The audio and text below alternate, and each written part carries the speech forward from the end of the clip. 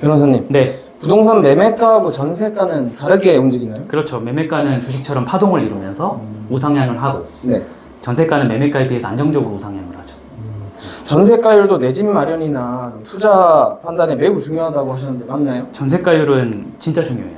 내 집 마련을 하든 투자 판단을 하든 굉장히 중요한데, 네. 전세가율만 잘 보면 매수 타이밍을 알 수 있거든요. 그래서 오늘은 전세가율에 대해서 제가 다 알려드릴 테니까 네. 영상을 꼭 보시면 좋을 것 같아요. 네, 오늘은 전세가율에 대해서 변호사님께서 잘 말씀해 주신다고 하니까 끝까지 시청을 해주시면 얻어가시는 게 많을 것 같습니다. 일단 매매가는 네네. 매매 가격이라는 거 누구나 다 알고 전세가도 전세 가격이라는 거는 누구나 다 아실 겁니다. 근데 매매가와 전세가가 어떤 관계가 있고 또 어떻게 움직이는지 이런 거는 아시는 별로 분들이 없죠. 별로 네. 없을 것 같은데 일단 변호사님은 부동산 전문에다가 투자 공부도 좀 많이 하시고 또 공인중개사 자격증도 가지고 계시고 그러다 보니까 잘 아실 것 같은데 좀 아파트의 경우를 들어서 매매가랑 전세가랑 좀 어떻게 움직인다고 생각하시나요? 제가 다른 영상에서 이미 말씀드렸는데, 네. 모든 아파트가 똑같다고 생각하진 않고요. 사람들이 선호하는 서울 수도권 핵심지 아파트 네. 기준으로 매매가는 장기 우상향할 수밖에 없다고 생각해요. 등락은 있지만 장기적으로는. 네. 네. 그 이유는 해당 영상에서 이미 설명드린 바 있고. 근데 전세가는 매매가가 좀 달라서 전세가는 오르긴 오르는데 매매가보다는 좀 완만하다고 봐야죠. 네. 그런 차이가 있어요. 그러면 매매가와 전세가가 움직이는 좀 방향을 구체적으로 알아듣기 쉽게 설명해 주실 수가 있으실까요? 그러니까 주식도 하나의 자산이고 네. 투자의 대상인 것처럼 부동산도 매매의 경우에는 실수요뿐만 아니라 투자 수요이기도 하거든요. 그래 투자 목적으로 사람들이 사기 때문에 주식과 비슷하다고 보면 돼요. 그래서 주식이 우리가 오를 때 많이 오르고 떨어질 때 조금 떨어질 때도 있고 그리고 횡보할 때도 있는 것처럼 부동산 매매가도 오를 때 많이 오르고 떨어질 때가 있고 횡보하긴 하는데 전체적으로 보면 주식도 장기 우상향 하잖아요. 그것처럼 부동산 매매가도 장기적으로 우상향한다. 등락은 있으나 근데 전세가는 실수요이기 때문에 전세를 투자 목적으로 사는 사람은 없거든요. 네. 그래서 전세에는 투기 수요나 투자 수요가 낄 수가 없고 그 미래 가치라는 게 있을 수가 없어요. 지금 현재 좋으냐만 판단하는 거지. 그래서 전세가는 매매가하고 다르게 투자의 성격은 없기 때문에 일반 우리가 자본주의 사회의 다른 재화나 서비스처럼 인플레이션에 비해서 완만하게 상승하는 경향이 있어요. 그래서 결론적으로 매매가하고 전세가는 장기 우상향을 한다는 점에서는 똑같지만 매매가는 등락이 있는 파동의 형태고 전세가는 안정적으로 상승한다. 이렇게 보시면 돼요. 그러면 방금 말씀해 주신 대로 매매가와 전세가가 좀 등락이 있으나 네. 폭이 좀 다르다, 차이가 있다라고 말씀해 주셨는데 자세히 어떤 점이 달라서 가격이 그렇게 다르게 움직이게 되는 건가요? 그 조금 전에 말씀드린 연장선인데요. 네. 그 매매가는 실수요 플러스 투자 수요, 그 다음에 현재 가치 플러스 미래 가치, 네. 그리고 실거주이면서 동시에 투자 목적으로 사는 사람이 있고 전세가는 100% 실수요에 100% 현재 가치만 있기 때문에 결국 매매가와 전세가의 차이는 투자 수요만큼만 차이 나는 거거든요.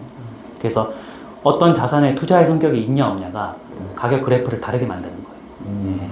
그 차이라고 보시면 돼요. 전세는 어쨌든 네. 거주를 위해서 그렇죠, 거주를 네, 위해서. 구매를 하는 거니까. 좀 최근 좀 1, 2년 사이에 네. 대규모 전세 하락이 좀 있었는데 네. 뭐 역전세다, 깡통전세다, 뭐 전세 사기 이런 게 뉴스를 좀 도배하는 상황도 좀 벌어졌는데요. 네네. 변호사님 말씀에 따르면 전세가는 다 같이 하락하는 일은 좀 없어야 되는데 왜 이런 일이 생긴 걸까요? 결론부터 얘기하면 우리가 이제 경제 시장에서 예측하지 못했던 변수를 블랙스완이라고 표현하는데 검은 백조. 이 최근에 전국적인 역전세는 블랙스완이었어요. 우리나라 전세 시장 역사를 보면 그러니까 원래 전세라는 거는 안정적으로 상승하면서 지역별로는 떨어질 때가 가끔 있거든요. 예컨대 갑자기 뭐 신도시가 나왔다든지 물량이 한꺼번에 쏟아지면 공급이 과잉이 되니까 순간적으로 전세가가 떨어지긴 해요. 그러다 다시 올라갈 뿐이지. 근데 우리나라의 모든 지역에 동시에 주택이 공급될 리는 없기 때문에 지역별로 전세가가 하락하는 일은 있겠으나 전국적으로 전세가가 하락하는 일은 없거든요. 그게 우리가 알고 있던 일반적인 상황인데요. 근데 제가 블랙스완이라고 말씀드린 이유는 최근에 1, 2년 사이는 전국적으로 다 떨어졌거든요. 그러니까 전국적으로 다 떨어졌다는 건 물량이랑 상관없는 다른 이유가 있다는 거예요. 그게 바로 이제 임대차 3법이었는데 임대차 3법 때문에 이제 전국적으로 물량과 무관하게 전세가가 떨어져 버린 거예요. 임대차 3법 때문에 또 폭락을 했다. 그러면 임대차 3법이 전세 가격 변동에 어떤 직접적인 좀 상관이 있는 건가요? 그 임대차 3법이라는 게 네. 그 계약 갱신 청구권을 해서 원래 2년이었는데 4년을 보장해 주는 게 있고요. 갱신할 때는 5%밖에 못 올린다는 규정이 있어요. 네.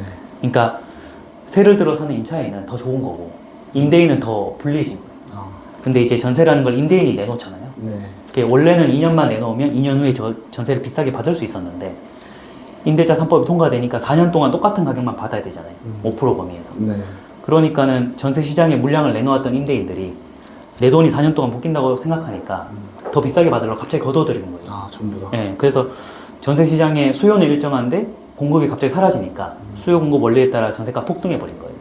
그래서 임대차 3법은 전세가를 폭등시킨 이유가 된 거죠. 임대차 3법 네네. 때문에 네네. 이제 물량들을 내놨던 네네네. 거를 다 걷어들이니까 갑자기 가격이 가격이 폭등해버린 거죠. 폭등해버린 거예요. 방금 얘기해 주신 부분은 일단 가격이 폭등했던 그렇죠. 이제 원인과 그 얘기를 해주셨는데 그럼 폭락은 좀 어떻게 설명이 되는 걸까요? 그렇죠. 이제 우리가 지금 조금 전에 전세가가 떨어진 이유를 설명하고 있었으니까 네. 임대차 3법이 전세 가격을 폭등시켰는데요. 원래 모든 가격은 폭등이 있으면 폭락이 있거든요. 가격은 어떤 상품이나 서비스의 본질 가치로 회귀하려는 성격이 있어요. 근데 임대차 3법이라는 블랙스완 때문에 본질 가치하고 상관없이 너무 올라 버렸기 때문에 결국 그게 이제 되돌아온단 말이에요. 그래서 최근에 1, 2년 사이에 전세가가 예상치 않게 폭등함으로써 결국에는 다시 폭락이 있었던 건데요.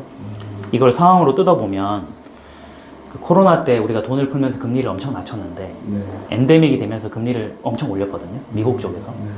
그 전세도 이제 일종의 그 전세 대출을 끼고 사는 사람이 많은데 금리가 너무 올라 버리니까 전세 대출 비싸니까 예전만큼 전세를 못 들어오는 거예요. 그래서 전세를 들어오려고 했던 사람들이 월세로 돌린 거죠. 월세로 돌리면 이자보다는 나으니까. 네. 그래서 전세 수요는 일정하지만 전세가 월세로 돌아선 경향이 있고요. 수요 면에서. 공급 면에서는 임대차 3법에 임대인들이 적응을 해버렸어요. 그래서 처음에는 갑자기 임대차 3법이 통과되니까 이제 불안하고 돈이 묶일 걸 염려해서 그 매물을 거둬들였는데 시간이 지나면서 여기 적응을 하니까 결국에 이제 그 가격을 받을 수밖에 없다고 판단하는 게 있고요. 그래서 거둬들였던 물량을 계속 가지고 있을 수 없으니 시장에 다시 내놓은 거예요. 그래서 공급이 원래대로 조금 돌아온 면이 있고 수요가 이제 월세로 돌아서면서 마찬가지로 수요 공급 원리에 따라 전세가가 다시 내려간 거죠. 네. 근데 최근에 조금씩 다시 바닥을 치고 오르고 있어요. 네. 그러면 변호사님께서 초반에 이제 전세가율 굉장히 중요한 부분이다라고 말씀해 주셨는데 그러면 일반인들이 전세가율을 좀 어떻게 데이터 활용해야 되는지 다 잘 모르실 것 같은데 네. 이 부분에 대해서 좀 짚어주실 수 있으실까요? 전세가율은 저도 부동산 투자를 공부해보고 알았는데요. 네. 정말 중요한 데이터예요. 그러니까 우리가 부동산 투자를 하는 사람들이 여러 가지 데이터들을 보거든요. 근데 뭐 PIR이라고 해가지고 소득 대비 주택 가격을 보는 것도 있고요. 뭐 KHAI를 보는 것도 있고 그냥 AHAI를 보는 것도 있고요. 아니면 뭐 수요 공급을 주로 보는 사람들 여러 가지 성향들이 있는데 제가 지금까지 공부해 본 바로는 전세가 이제 우리나라에밖에 없는 제도라고 제가 말씀드렸잖아요. 그래서 전세가율도 우리나라에밖에 없는 데이터거든요. 근데 그 전세라는 제도가 그런 목적으로 탄생하진 않았겠으나 우리나라의 전세라는 제도 덕분에 전세가율이라는 데이터가 있음으로써 부동산 시장을 판단하기 되게 좋은 지표가 됐어요. 그러니까 이론적으로 얘기하면 전세가율이라는 거는 이제 매매가 대비 전세가의 비율이잖아요. 전세가율이라는 게 매매가 대비 전세가율이 뭐 70%다 50% 이렇게 나오는 건데 전세가율은 오르기도 하고 떨어지기도 하거든요. 매매가가 분모에 있고 전세가가 분자에 있으면 분모가 커지고 분자가 작아지면 전세가율 내려갈 거고 반대로 이제 분모가 줄어들고 분자가 올라가면 전세가율 높아질 거잖아요. 그 주기에 따라 움직이긴 한데 그 매매가가 안정적인데 전세가가 오르는 경우 그렇게 되면 전세가율이 오를 수도 있고요. 반대로 전세가가 안정돼 있는데 매매가가 떨어지는 경우 그래도 전세가율이 오르고 있거든요. 이 두 가지 경우가 이제 전세가율이 오르는데 이 전세가율은 방금 말씀했던 분자만 분모만 대입하면 바로 구할 수 있는 거예요. 그리고 자기가 구하지 않더라도 인터넷 들어가면 전세가율 데이터를 많은 곳에서 볼 수 있어요. 확실히 그만큼 부동산 시장에서 전세가율이 주는 의미가 크기 때문에 인터넷에도 이렇게 정리가 잘 되어 있는 것 같은데, 그러면 전세가율 데이터가 좀 부동산 내 집 마련이나 뭐 투자 판단하는 데 있어서 어떤 의미로 다가설 수 있는 건가요? 그 사람들이 선호하는 아파트 기준으로 봤을 때 네. 그 매매가라는 게 전세가 밑으로 떨어질 수는 없거든요. 그러니까 일종의 안전판의 역할을 하는 거예요, 전세가가. 그래서 매매가가 지금처럼 조금 떨어질 때도 있는데 결국에 전세가까지 붙어버리면 다시 오를 수밖에 없어요. 근데 매매가가 떨어지면서 전세가에 붙었다는 뜻은 네. 전세가율이 올라간다는 뜻이잖아요. 그래서 매매가가 떨어져서 전세가에 붙으면 전세가율이 맥시멈으로 올라가는데 그 시점이 부동산을 사기 좋은 타이밍이에요. 왜냐하면 전세가 밑으로 매매가는 떨어질 리가 없으니까 바닥을 쳤다고 볼 수 있거든요. 네. 또는 매매가는 안정돼 있는데 전세가가 따라 붙는 경우도 있어요. 지금도 좀 비슷해요. 지금 이제 전세가는 급격하게 오르고 있는데 바닥을 치고 매매가는 조금 횡보하고 있거든요. 지금같이 매매가는 좀 안정적인데 전세가가 따라 붙어서 올라가면 전세가라는 게 또 매매가를 그 위로 올라갈 수 역전될 수는 없거든요. 그래서 전세가가 위로 올라가서 전세가율이 높아지면 마찬가지로 부동산을 매수하기 좋은 타이밍이죠. 그래서 앞의 경우든 뒤의 경우든 간에 네. 둘 다 전세가율이 올라가면 부동산을 사기 좋은 타이밍이다. 이렇게 보면 되는 거예요. 그러면 전세가율이 뭐 높아지는 게 매매가가 내려가서 뭐 전세가에 붙는 경우도 있지만 반대로 전세가가 이렇게 올라가지고 매매가에 붙는 경우도 있을 텐데 이때도 같은 기준으로 적용을 하면 되는 거예요? 똑같이 전세가율이 올라가는 거니까요. 네. 똑같이 좋은 타이밍이라고 보는데요. 굳이 따리라면 두 번째가 더 좋아요. 네. 두 번째가 왜 좋으냐면 첫 번째 경우는 매매가가 떨어지다가 바닥을 치고 다시 올라가는 거고 두 번째는 이제 매매가는 안정돼 있는데 전세가가 따라 올라 붙는 거거든요. 따라 올라 붙을 때는 그 전세가 때문에 매매가가 같이 올라가는 경향이 있어요. 아, 매매가도 같이. 전세가가 매매가를 치기 때문에. 그렇게 따지기 때문에 둘 다 그 내 집 마련이나 투자 판단할 때 매수 타이밍이긴 하는데 굳이 따지면 두 번째가 더 좋다고 볼 수 있어요. 그리고 실제 우리나라 데이터를 봐도 매매가가 어느 정도 안정돼 있는데 전세가가 많이 따라 올라 붙은 경우에 집을 사기 좋았던 시절 이게 그러면 보시는 분들도 집을 살 수 있는 절호의 기회 그렇죠. 이런 키워드에 좀 귀가 쫑긋하실 것 같은데 일단 두 가지 경우 뭐 네네. 방향은 다 다른데 어쨌든 전세가율은 높아지고 있다 이런 공통점이 있는 것 같은데 이런 걸 좀 구체적인 데이터를 확인을 하면 좋을 것 같은데 뭐 서울 아파트를 일단 기준으로 했을 때 전세가율이 그럼 어느 정도면 높다고 좀 평가할 수 있는 건가요? 이게 이제 서울마다 다 다른데요. 서울 안에서도 25개 구가 있잖아요. 구마다 다 다른데요. 미리 알려드릴 거는 사람들이 선호하고 인기 좋은 데일수록 전세가율이 낮아요. 핵심 지역이 핵심 오히려 지역일수록 가장 좋은 뭐 강남 서초가 전세가율이 일반적으로 낮아요. 그리고 선호하지 않는 지역일수록 전세가율이 평균 높은 경향이 있거든요. 그래서 지역마다 다 다르긴 한데 평균을 물어보셨으니까 서울 아파트 기준으로 장기 평균은 50% 정도 돼요. 50% 전세가율이. 네. 예컨대 뭐 아파트가 가격이 14억이다 하면은 한 7억 정도 돼요. 전세가. 그게 평균이었어요.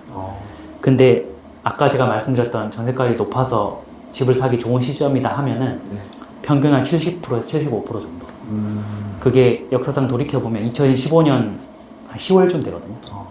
이게 2015년 하반기가 서울 아파트 평균 전세가율이 70%에서 75% 정도 됐어요. 네. 그러니까 그 시점이 돌이켜보면 이제 집을 사기 좋았던 시절인데 지금은 50%에서 55% 사이 왔다 갔다. 그러면 이제 매매가의 전세가가 네. 이렇게 상승해서 그렇죠. 올라갔던 때가 오히려 투자 목적으로 투자든 봤을 내 집 때는 마련인 둘 다. 둘 다. 둘 다. 굉장히 좋은 시기가 될 수 있었다. 근데 오늘 말씀해 주신 게 이제 약간 아파트 기준으로 좀 말씀을 드렸는데 빌라는 어떻게 좀 다른가요? 그쵸. 좀 다르다고 볼 수 있는데 보통 이제 역전세나 깡통전세 빌라에서 일어나거든요. 그 깡통전세라는 표현 자체가 매매가보다 전세가 높다는 뜻이에요. 그래서 제가 아까 전제를 했던 게 절대 아파트는 그 매매가가 전세가 밑으로 안 떨어진다고 그랬잖아요. 근데 빌라는 그게 될 수도 있어요. 그래서 깡통전세가 일어나는 거거든요. 그래서 애초에 말씀드렸던 그 전제가 빌라의 경우 좀 무너지는 경향이 있어서 아파트랑 똑같이 보기는 어려워요. 근데 물론 깡통전세가 아니라 해도 빌라의 경우는 평균 전세가율이 엄청 높아요. 80%, 85% 되게 많아요. 그래서 예컨대 뭐 5억짜리 빌라면은 전세가가 막 4억, 4억 5천 이렇게 돼버린단 말이에요. 그래서 투자나 이런 걸 잘 모르는 분들은 항상 전세가율이 높은 걸 좋다고 착각하거든요. 근데 그게 좋은 게 아니고 항상 전세가율이 높은 게 안 좋은 거예요. 그리고 항상 전세가율이 낮은 게 좋은 건데 네. 다만 이제 시간에 따라 등락이 있는데요. 평소에는 낮은데 최근에 타이밍상 올라간다. 네. 이런 게 제일 좋은 거죠. 네. 요즘에 갑자기 이제 네, 갑자기 올라간다? 올라가면 이제 부동산 살 시점이 다가온 거니까. 아, 근데 빌라는 지역을 불문하고 항상 전세가율이 높기 때문에 네. 그게 좋다고 볼 수는 없어요. 그래서 서울 지역의 핵심 지역을 네네네. 보면 다 전세가율이 좀 낮은 편이다. 그렇죠. 네, 지방에 비해서도 그렇고. 네. 그럼 같은 아파트라도 좀 서울 수도권 핵심 지역 이런 곳 말고 지방 아파트는 좀 어떤가요? 그 빌라하고 비슷하게 보는데요. 네. 지방도 사람들이 인기 있는 지역이 있고 광역시 같은데 뭐 네. 부산, 대구, 대전 이런데 그리고 사람들이 많이 가지 않는 소도시가 있잖아요. 예. 그래서 서울 수도권에서 광역시로 가고 광역시에서 소도시로 갈수록 그러니까 더 지방으로 갈수록 전세가 평균 전세가율이 높아지거든요. 이게 아까 말씀드린 것 비슷해요. 사람들이 선호하지 않는 데일수록 전세가율이 높아져요. 아. 설령 그게 아파트라 해도. 그래서 똑같은 아파트라도 지방으로 갈수록 평균 전세가율은 높은 경향이 있다. 네, 그래서 지방에서도 인기가 많은 곳은 네. 전세가율이 낮아요. 네, 그렇게 보면 되는 거죠. 아, 그러면 정리를 좀 해보자면 전세가율이 낮은 게 오히려 좀 인기가 있고 수요가 원래. 있고 네. 네. 전세가율이 높을수록 좀 인기가 그렇죠. 덜하고 좀 네. 위험하다고까지 봐도 되는 그렇죠. 그렇게 볼 수 있어요. 전세가율이 뭐 80%, 90% 이렇게 되는 거는 네. 당장 깡통 전세가 될 위험이 있기 때문에 안 들어가는 게 좋죠. 아마 영상 초반부터 보셨으면 굉장히 어려운 용어들도 있고 좀 이해가 잘 안 되셨을 수도 있는데 이제 마지막까지 들어보니까 좀 확 이해가 되고 좀 와닿는 것 같습니다. 그 전세가율은 그래서 정리하면 네.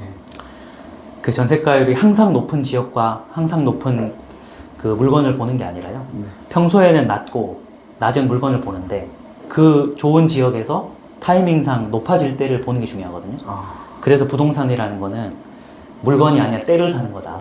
이런 표현이 있어요. 아. 타이밍이 중요하다는 뜻이. 시기를 시기가 맞춰야 있어요. 된다. 시기만 잘 만나면 네. 어떤 물건이든 상관없이 잘 산 거고요. 시기를 잘못 만나면 아무리 좋은 물건은 잘못 산 거다. 그런 표현이